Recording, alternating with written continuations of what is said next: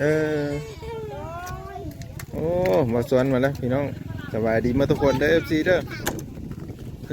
เพิ่นค้นพบธุรกิจใหม่แล้วบ่าวสวนเนาะที่เท่าฮักกะมาบ่ฮักกะมาบ่ฮักกะมาสบายดีสบายดีนี่ได้มาแล้วเด้อพ่อแม่พี่น้องมาแล้วอันไปขายตลาดน้อยนไปขายตลาดน้อยแล้วก็ำมีแนวซื้อนำบ่มีแนวซื้อน้ำโอ้พ่อแม่พี่น้องมันลายครับมันลายจ้ะพอได้น้ำมันพอได้น้ำมันรถน้ำเนาะพอได้น้ำมันรถ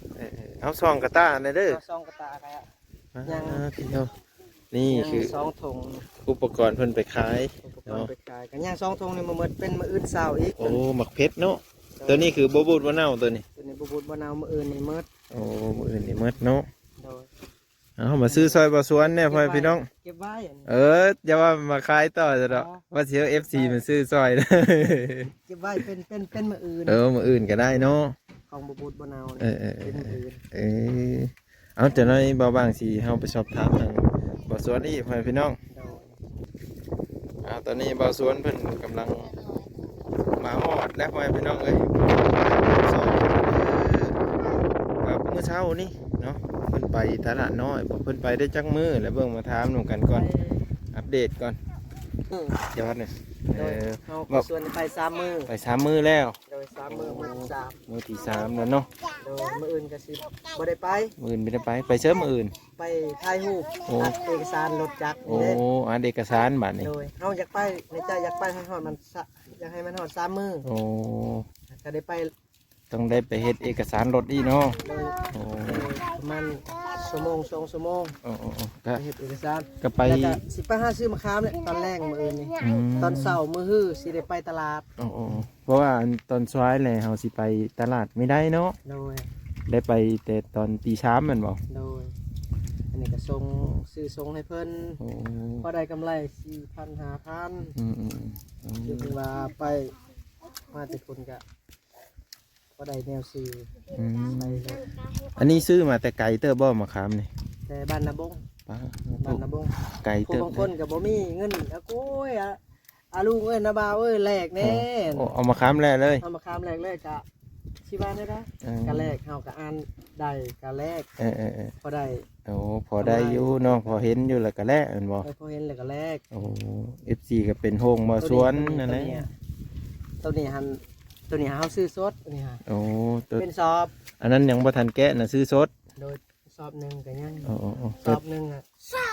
40,000ตัวนี้พ่อพี่น้องตัวนี้หันคือแกะแล้วแกะแล้ว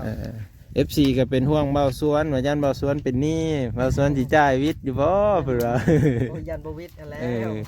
เพิ่นก็พาไปหาพาไปหาหลายทางในบ้านนี่พ่อพี่น้องเนาะเพราะว่าเพิ่นเป็นหนี้คือเพิ่นว่าหัดขึ้นมาลายนี่บ่ส่วนก็เฮ็ดไปซำนี้แหละเฮ็ดซ้ำทุนน้อยทางพุ่นทางเมย์แล้วก็ไปหากรมหาเขตอีกเพิ่นน่ะพอได้หายพ่อพี่น้องพอได้หายพอได้ขายแล้วก็จะเอาเงินไปใช้หนี้ค่างวดแล้วเนาะเก็บโฮมซะกันเสือบังดูป้าติโทพี่น้องป้าติโทเต็มที่โตบ้าใหญ่ๆไม่จักกบไม่จักเขตมัวล่ะมัวนั่งไม่น่าอะไรนี่อันนี้ก็พี่น้องขอโทษขออภัยอันนี้ก็ลืมสบายดีคุณรักคุณยายบ่าวแซนบ่าวลาวแล้วก็บ่าวนุ่งแล้วก็คุณรักคุณยายบ่าวบางแล้วก็บ่าวนุ่งบ่าวแซนนั่นแหละรักคุณยายมื้อนี้มาอัปเดตให้เบิ่งเด้อพี่น้องบ่าวส่วนก็เฮ็ดไปซี่แล้วเพราะว่าเฮ็ดซ้ำถึงน้อยเนาะเอาซ้ำแหงเฮาว่าซั่นสิโดยซ้ำแหงเฮาคันว่ามีทึนพุ่นแหละบ่ส่วนนี่สิไปหาเวียดพุ่นแหละอยู่ชายทางเล็กชายแดนนั้นละทางเล็กเก่าพุ่นแหละส่งเพิ่นนี่บ่ส่งมะขามนี่แบบบ่ส่วนนี่ก็พอคุยได้แล้วบ่ส่วนบ่มีทึนแล้วก็เฮ็ดซ้ำนี้ก่อนเอาเฮ็ดซ้ำนี้ก่อนเนาะแม่นแล้วก็จังมีอันพอได้กำไรอันนี้พอได้กำไรน้ำมันลดนิดหน่อยยามันพอได้ซอยค้ำกันเนาะโดยค่อยนี่ดิพี่น้องใจเย็น ความตั้งใจของเบาสวน ซูนหายทึนฮอดผู้หลักผู้ใหญ่ให้ แม่นแหละจะนั้นเพราะว่าหมดไปแล้ว โดยผู้หลักผู้ใหญ่เอาให้บ่ส่วน 1,000 บาท เออ รวมอันน่ะลุงผู้หลักผู้ใหญ่ลุงคูณขอบพระคุณหลาย สาธุ ๆที่ได้ไปตลาดคันสันบ่ส่วนที่บ่ได้ไปตลาดขอบพระคุณหลายๆผู้หลักผู้ใหญ่ โอ้อันถามแน่เจ้าไปตลาดมือทำอิฐน่ะลงทุนจักพันก่อน มือตำบิดอ่ะ แม่น 600,000 600,000เป็นเงินก็อยู่1,000 บาทเนาะ 1,000 บาทหน่อยพี่น้องก็เครื่อง 600,000ทั้งน้ำมันได้ โอ้รวมทั้งน้ำมันอยู่หั่นเลย ทั้งน้ำมัน โอ้ ก็เฉพาะซื้อเครื่องละ4-500,000 โอ้แต่ว่าเครื่องก็หลายอยู่บ่ ใส่น้ำมันอ่ะ80,000 80,000โอ้ บางมื้อก็60,000ใส่น้ำมัน ใส่น้ำมันเนาะถือว่าเต็มทั้งเลยนะเนาะ ถังเลยมันมีน้ำมันเก่าแล้ว60,000เต็มถัง โอ้อืม แล้วก็ ก็เห็นอยู่บ่กำไรก็ได้จักร้อยจักเหลืออยู่บ่ กำไรก็เฮาก็เห็นอยู่กำไรก็บ่หลายเขาว่า ก็ได้เห็นอยู่ พัน เนาะ เขาว่าหันเนี่ยเขาว่าผู้บางคนว่า400,000น่ะ400,000ลงทุนน่ะซื้อเครื่อง ซื้อ น่ะ เครื่อง 400,000น่ะ ได้เงินกำไร 100,000น่ะสิได้50 โอ้100,000ได้50 200,000น่ะสิได้100,000 200,000น่ะสิได้กำไร100,000 อืม 400,000น่ะสิได้กำไร200,000 อืม บัดนี้บางเทื่อก็เฮาซื้อ500,000ก็สิได้กำไรประมาณก็บ่ได้ตามเป้าบางเทื่อก็180,000 แม่น แม่ นะ บางเทื่อก็ มันมีตรงเนาะเพราะว่าบางเทอเขาว่ารุดให้แน่เฮากับ1,000 2,000เขาก็รุดเนาะ อวดเครื่องครบเนาะ เออ ซื้อแบบเฮากับจักอวดเลย เออ มันก็ อีกอย่างเขาก็อยากได้ลูกค้าแน่ทำอิฐนะ บางเทื่อเฮาซื้อมาแต่ทุนมันก็บ่ต้องเป๊ะบางเทื่อมัน แม่ ก็ น ตรง แม่น แม่นบ่ เออบ างเทื่มันก็ตรงทางเฮาก็ เออ ขายบางเทื่อก็มันก็บ่ได้ตามเป้าแน่ แม่น คือจังซี่แหละเอามาคืน2ถุงนี่ขายที่ว่า2ถุง สองทงกับซ้ำกำไรเนาะ ธรรมดาเนาะฮะเจ๊สอบ ดูขยันลูกเพิ่นนี่ก็แกมมงแกมเมา ส่วนนี้สิเพราะว่าซื้อๆแล้วนี่ เออ คือว่าได้เก็บเงินน่ะ 20,000 กีบ สาว มื้อ พั นึ น ง กีบมือหนึ่งเนาะ โดย50,000น่ะเก็บให้รถจักร เออ เพิ่นหัน สาวพันนี่เก็บไว้เฮ็ดทุนต่อ 20,000นี่เก็บไว้เป็นเงินเจ้าของ โอ้เป็นเงินเจ้าของ 60,000นี่ใส่น้ำมันรถ 60,000ใส่น้ำมันรถ โดย 50ใส่ไว้จ่ายรถ โดยเมื่อตอนแรกเราส่วนหักไว้ โอ้ 50,000 อืม แล้วก็น้ำมันรถ60,000 เออ ก็เก็บไว้น้ำแน่ เก็บไว้น้ำแน่ ก็รายเป็นได้เก็บไว้ก็20,000 สาวพัน เฮาก็บางเทื่อก็อยากกินน้ำแน่เอามาแต่พุ่นก็อยากกินแน่ ลูกเต่าก็ต้ บางเทื่อก็เป็นนั่นแหละส้มผักส้มยาเนาะเฮาก็อยากกินแน่ส้มผัก บ่สวนไปขายทางเลอสาวนี่ฮะ กินก็เฮาก็อยากกินน้ำแน่ เลาะ มันก็ขาด เลาะขึ้นทางพี่บ่ ไปทางมาที่เมืองส้นแล้วก็โค้งเข้าคำปะแน อ๋อ แล้วก็โค้งมาไปพูดไปทางบ้าน ไม่ได้มาบ้านเขาบ่ เข้าบ้านเก่า เข้าบ้านเก่าเนาะ จะไปฮอดพุ่นฮอดวังโคนบึงสร้างเชียงโฮม โคงเงินพุ่นเนาะ โดยบ้านนี่ก็ไปเบิดอยู่เชียงโฮม โอ้นี่ไปพี่น้อง บ้าน กับ เชี ใคร ยงโฮม ซื้อได้ขายมานอยู่ไปพี่น้องเอ้ยเนาะFC หลายๆคนก็เป็นห่วงแล้วบอกโอ้ยยันบ่สวนเป็นหนี้เลยเพิ่นปัดอันอ้อรถอัน เบาส่วนน่ะเป็นหนี้แล้ว ดาวรถแท้ว่าซั่น กี่นี่หันคือว่าเจ้าของบริษัทเพิ่นมาฮอดเบาส่วน เออ เพิ่นมาแต่บริษัทฮอนด้าพุ่นละ อืม มา พอ ให้เบาส่วนนี่ไปเอาเมียไปค้ำประกันรถ โอ้คำประกันเนาะ โดยเป็น เป็นหลักฐาน เป็นมือฮื้อ โอ้มือ โดยเป็นมือฮื้อ มืออื่น เป็นหลัก นี่ ฐานพยานให้รถจักรหันแหล้ว เออ แล้วก็มืออื่นนี่ก็สิได้ไปถ่ายรูป อืม เบาส่วนกับเมียนี่ เออ ไปให้เพิ่นมือฮื้อนี่ก็ ว่าบ้างก็เอามา เพิ่นบัตร เอา เอกสาร เอกสาร มือ เนาะ ฮื้อกับไปประจำตลอดบ่ได้มีวันหยุด โอ้มันนี่เพิ่นก็สิเร่ง บาส่วนก็เข้าหน้า ไป สิ งาน หมดแล้ว เออ ก็อยู่บ่ได้แล้ว เริ่มเร่งหาแล้วเนาะ โดย ว่าลูกน้อยๆนี่เล่นนี่มีแต่อีร้อยน้อยๆนี่นะนี่เพิ่นก็กำลังกินขนมเลยแล้วนี่พ่อแม่พี่น้อง อันนี้ก็บอกเพิ่นผู้หลักผู้ใหญ่เพิ่น เข้าบ่สวน ว่า ก็ เพิ่นที่เคยซอยบ่สวนค่ะ โอ้ อันนี้คือ การพัฒนาขอ เอา งครอบครัวบ่ ซื้อ ส มะ วน ขามนี่ อืม ซื้อมะขามขายแล้วก็บ่ได้แพงบ่ขายก็โล7,000 6-7,000พ่อ โล แม่พี่น้อง 7,000 อืม ซื้อ 30,000 เออ แต่ว่ามันหลายโล อืม หลายโล ซ้ำนี่นี่ได้แล้วบ่โลหนึงบ่สวน กว่าบ่ น้ำหนักได้นี่ได้ขามนี่ได้น้ำหนักได้ พี่น้อง 2 โล โอ้ไม่เดียวนี่สิ2โลเด้อเด้อนี่ 2 โล อืมคือว่าเป็นราคาอยู่เนาะมะขามกันเนาะ เป็นราคาเฮาบ่ได้มี อืม อย่าดื้อลูกอย่าดื้อกำไรมื้อนี้ก็คือว่า180,000ก็ส่วนได้180,000 หักไปแล้ว20,000หักไปแล้ว50,000หักไปแล้ว60,000 หักกับหัก เออก ระยามัน แม่นแหละขอแต่ได้เก็บเนาะว่าสวนเนาะแม่นแล้วพ่อ บ่ พี่ ได้ น้อง กินหลายก็บ่ได้เก็บบ่ได้แต่มีรถ จังไรก็ขอฮักค่ารถนั่นแหละเนาะสำคัญได้ บา ตัว งคนก็แม่เฮาเมียเฮาคือว่าฮักเฮ็ดหยัง อืม เราก็บ่เข้าใจ อืม นี่ว่าเฮาบ่ส่วนคือเข้าใจกับไปหาบริษัทดาวน์รถก็มันต้องเป็นแนวนั้น แม่นแม่นแม่น ฮักไว้ฮัก คัน ไว้ เฮามีฮักนี่เฮามีแต่เอาทุนมาโมโมซะกันนี่จบเลยได้อเหรอ โดยจบ เนาะ เลยเฮาบ่ฮู้คิดไร อืมกำไรตื้มขึ้นแล้วในเมื่อ เนาะ เจ้าพี่น้องเอ้ยอันนี้ก็บางส่วนเพิ่นก็มีแผนการหรือว่าในการวางแผน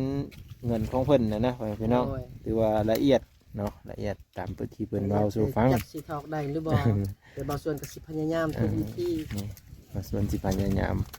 ทำให้มันได้ไว้พี่น้องเนาะ ให้มัน เออ สิเฮ็ดให้มันได้นั่นแหละ จังได้แล้วเนาะเป็นหนี้แหละเนาะ เนาะ คันว่าจ่ายไม่หมดเดี๋ยวเพิ่นมาเอาได้สิไม่ได้เสียเงินบ่ว่าส่วน โอ้ยเสียไปแล้วก็เสียไปเฮ็ด โอ้ จะได้ แต่ว่าเพิ่นบ่ได้ไล่ค่าลุยเฮียนอีหยังต่างๆบ่สมมุติว่าเพิ่น ไม่ได้เพิ่นใหม่ได้ ไม้บ่ โดย โอ้เพิ่นไม้คืนได้ เล พี่น้อง ยวันเลยยามเพิ่นก็ใหม่ โอ้เลยสมมุติว่ามื้อนี้จ่ายเจ้าบ่ไปจ่ายนี่เจ้าไปจ่ายมื้ออื่นนี่เพิ่นไม้เลยบ่เพิ่นปรั๊บบ่ บอกเพิ่นอนุญาตให้ โอ้ หามื้อ อนุญาต5มื้อ อนุญาตหามื้อวิทย์หามื้อสมมุติว่าวันที่20เนาะ เออ วันที่20เฮาก็ ๆเจ้าไปจ่ายวันที่26 วันที่25 26 อืม 24 25ก็จ่ายได้25 อืม 26ครับถึกปรับใหม่แล้วเฮา โอ้ถือปรั๊บเลย โดยถึกปรับใหม่ แน่ นะ5,000กีบ 5,000กีบ โดย โอ้เจ้าลื่น5มื้อไปแม่นปรั๊บ5,000กีบ โดย เพิ่นให้โอกาสอยู่5มื้อเนาะ โดย เพิ่นก็ยังให้โอกาสได้เพิ่นว่าพี่น้อง ให้โอกาสอยู่ถ้ามาคุยเพิ่นคุยกันกับเบาส่วนที่ว่าเบาส่วนอะคุยกันกับบริษัทว่าบริษัทก็ลดให้เบาส่วนแล้ว เออเพิ่นก็รู้ คือว่าซอเดือนละล้าน480,000 ล้าน480,000 โดยบริษัทคุยกับบริษัทเปิด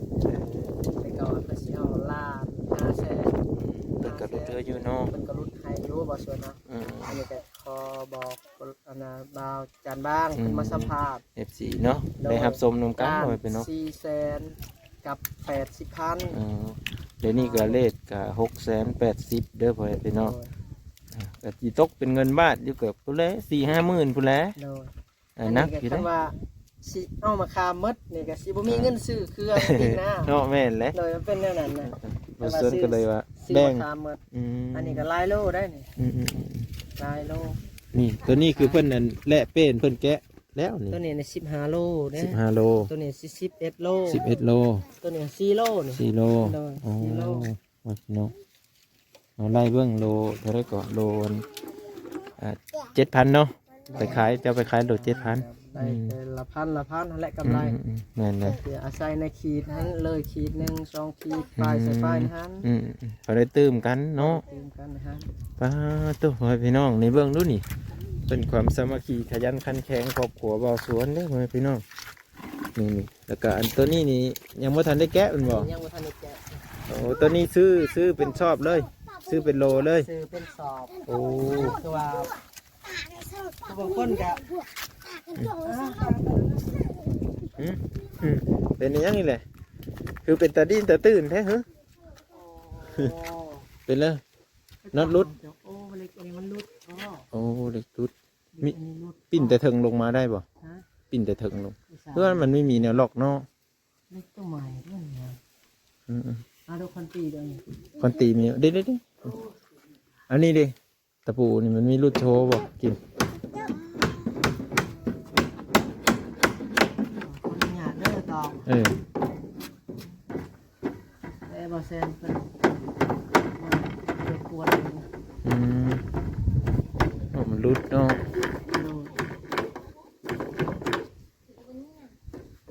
มันรุดเจอก่อนพี่น้องเลยตูเพิ่นรุด เอาไหนว่างอันนั้นเนาะมันต่อเนี่ยตีปึ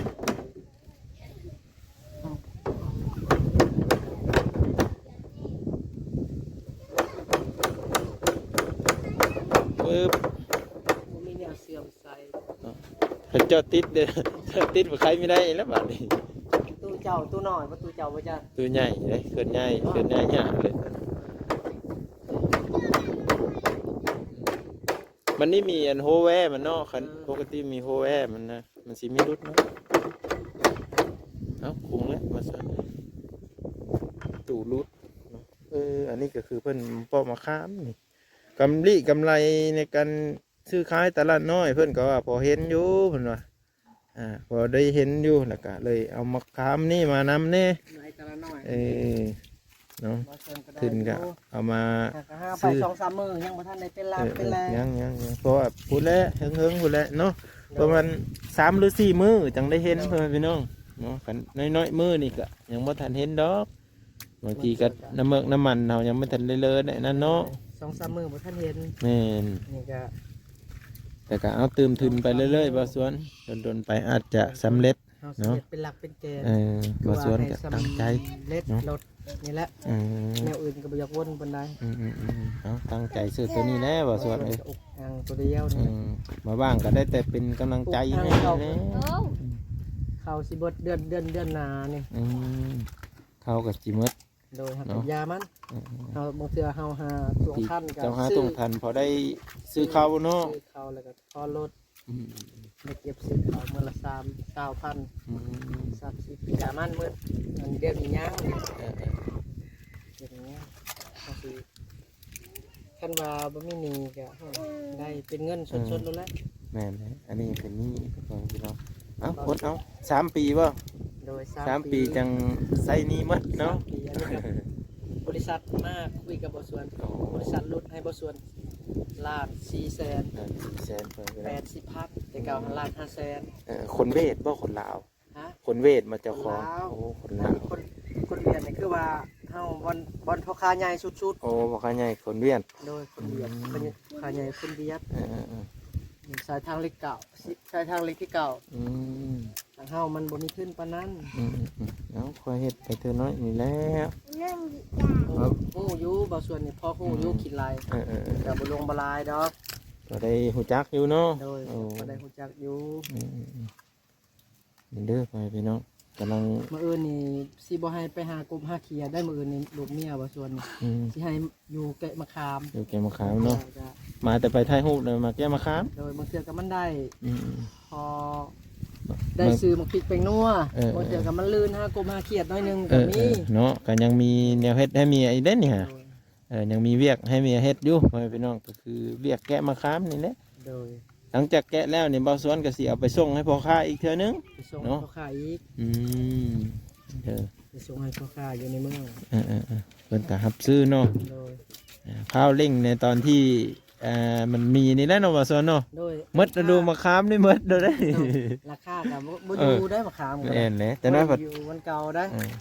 คือกันกับมันนั่นแหละ อืม บางเทื่อก็มันขึ้นบางเทื่อก็มันลงถ้ามันขึ้นก็โอ้ยสะทุแล้ว แม่นแหละ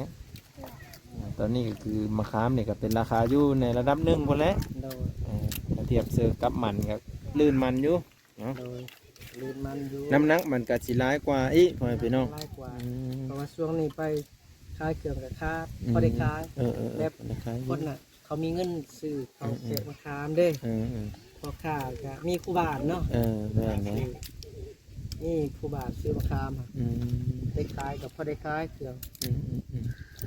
พอได้ซื้อพอได้ขายอยู่พ่อแม่พี่น้อง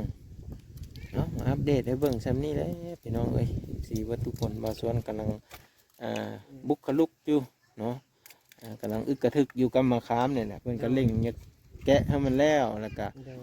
สิได้เอาเงินทุนอันขายตลาดน้อยนั่นแหล้วไปต่อยอดมือใหม่อีกเล่น ที่เอาลายก็เอาไปได้โดย ถ้าเพิ่นขายมื้อนี้ปุ๊บนี่มื้ออื่นเพิ่นก็เอาเงินไปซื้อเอามาค้ามมาอีกให้ลูกให้เมียเพิ่นแกะท่าแล้วก็เอาไปส่งเขาผมมือว่างเนาะได้โอกาสมื้ออื่นนี่เต็มที่ไปซื้อมะขาม ซื้อมะขามมื้ออื่น ว่ามาแต่ไทยหูปเนาะ ไปถ่ยรูปก่อนบ่ส่วนในใจอยากไปตลาด แต่ว่าเดินแล้วเวทตัวนี้ก็นักอยู่แน่นอน โดย พันวิได้ตาม โดยกับบ่ แผ นั น ก เพิ่นนี่ คันว่ามันพอไปพอมาแล้วก็บ่นักได้จังเลย เออ แต่ว่าบ่ส่วนนี่คือว่าบ่ส่วนนี่มักแบบนี้ โอ้มักในการค้าขายเนาะ โดยก็บ่ได้ว่าการค้าขายหากค้าขายซ้ำใดซ้ำหนึงนี่แหละคือว่าบ่ส่วนมักจังซี่ เนาะเป็นกำลังใจให้บ่าวสวนเด้อพี่น้องเด้อ FC ทุกคนเด้อเนี่ยฮะที่มารับสมเบิ่งเนาะมะขามส้มชื่อนี่เด้ ขอให้อันนั้น FC บ่ผู้รักผู้ใหญ่ เพิ่นวิสัยก็แล้วแต่ขอให้ซอยบ่ส่วนขน้อยบ่ส่วนนี่เด้อพอได้ขึ้น น้อง ห่อนน้อยหนึง พอได้ขึ้นในหอนเนาะ โดย เอ้า ซื้อมะขาม มื้อไหนกันอ้ายเพิ่นเฮามาเบิ่งบ่าวสวนกับเนี่ยเนาะวิถีชีวิตบ่าวสวน โดย บ่บ้างมาอัปเดตให้เบิ่งมื้อนี้เนาะหลังจากที่มาแต่ตลาดน้อยก็เพิ่นซื้อมะขามมานำแน่บางคนว่าไปซื้อมาจากไสบ่าวสวนนะ ซื้อมาแต่บ้านนาบก มันน่ะบ่งก็คือเลาะขายตลาดน้อยไปนำซื้อมะขามไปนำเนาะแลกเปลี่ยนไปนำบางคนเขาบ่มีเงินเขาก็เอามะขามแลกเปลี่ยนเนาะ โดย ตัวนี้ฮะเนาะ เขาจีก่อน 5,000เฮาก็เลยมาค้ามมันก็เป็น 6,000แล้วเนาะ แม่นแล้วโลนึงเนาะเขาก็เอามะขามแลกให้โลนึงเอา มันเฮาก็เอาไปขายต่อเด้ยัง แม่น ซ่องต่อ เขาก็ต้องไล่ราคาย้อนแน่เนาะ โดย นั่นเองเอาวิดีโอหน้าเด้อพ่อแม่พี่น้องจึงมาพอกันใหม่เนาะคลิปนี้บ้างก็สิได้จบไปเพียงเท่านี้ขอขอบบุญขอบคุณ FC แล้วก็ผู้รักผู้ใหญ่ของบ่าวสวน FC บ่าวสวนที่ติดตามเบื้องตลอดหวังว่าโอกาสหน้าบ้างก็จะเข้ามาถ่ายบ่าวสวนเรื่อยๆอยู่พ่อแม่พี่น้องเนาะขันเพิ่นอยู่เฮือนก็สิประมาณเท่านี้แหละ3 โมง 4 โมงเนาะ โดย 3 โมง 4 โมงเพิ่นมาแต่ตลาดน้อยที่ได้ถ่ายคลิปเพิ่นไว้พี่น้องเอาขอบคุณบ่าวสวนคือกันเด้อพี่น้องเด้อเอาบ่าวสวนอวยพรให้ FC ได้